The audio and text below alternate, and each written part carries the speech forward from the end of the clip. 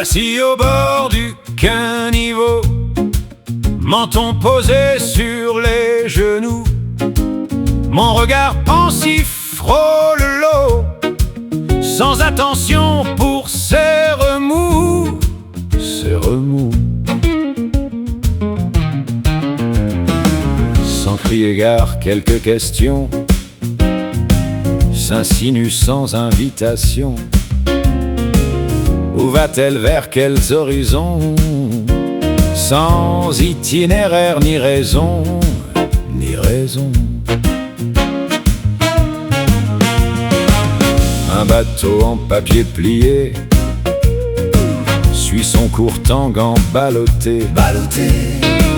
Quelque enfant en amont le pleure, il l'aura jeté par erreur. S'il porte un message, il faudrait, avant qu'il ne coule, l'attraper. Mais il va si vite que mon bras est bien trop court pour cet exploit. Un brin passe dans l'indifférence, pour lui il n'y a guère d'espoir. Ce n'est qu'un brin sans importance, son sort me donne des idées noires. Idées noires.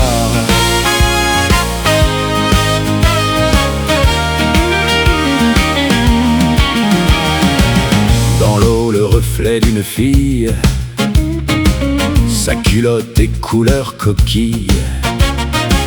Je ne lèverai pas les yeux, je ne veux plus être malheureux.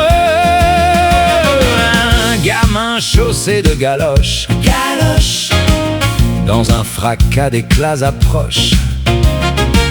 Il saute à cloche-pied dans l'eau, ça fait plein d'éclaboussures d'eau.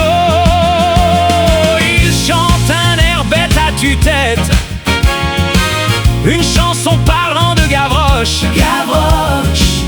Comme lui, les mains dans les poches, rêvant d'un avenir moins bête.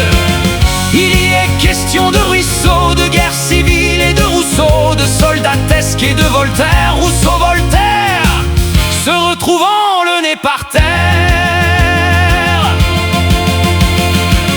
Un chien noir perdu lève la patte, l'eau devient jaune dans le caniveau où traversait un mille pattes, emporté, roulé par le flot. Je ne fais rien pour le sauver,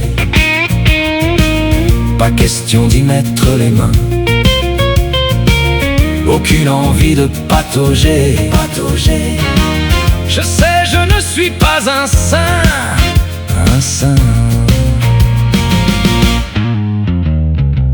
Puis l'eau filante redevient claire. Je me demande comment elle fait pour changer d'air en un éclair. Reine du transformisme parfait. Le monde est plein de choses belles quand on l'observe à tire d'aile, ou qu'on l'ausculte à la va-vite, comme l'onde claire m'y invite.